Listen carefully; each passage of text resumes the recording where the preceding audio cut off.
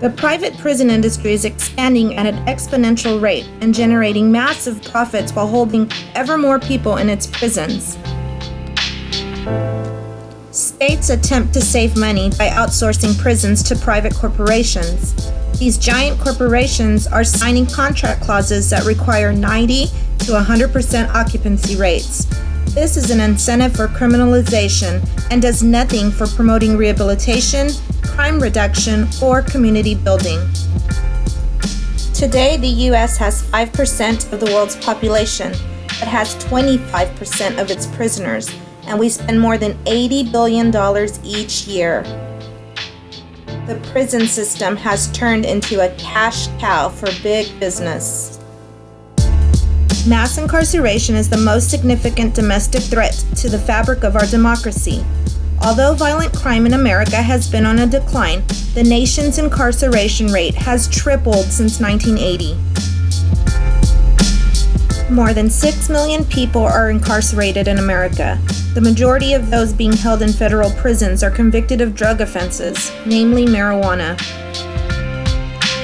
One major culprit is the so-called war on drugs that began in 1971. This encouraged the militant policing, which targeted communities of color and poorer neighborhoods. Black people are incarcerated at a rate 5 times that of whites. Latinos are incarcerated at a rate double that of white Americans. Yet these 3 ethnicities use drugs at the same rate. So what can we do? We can stop building new jails and start closing some of the existing ones. Instead, use this money to invest in schools, public transit, assisted housing, and job programs. We need to invest in proven, cost-effective alternatives to incarceration, like drug treatment programs, mental health programs, and job training. We need to enact smarter sentencing laws that end mandatory minimums. So take a stand and visit moveon.org, justleadershipusa.org, and thesentencingproject.org. Sign the petition to make a difference.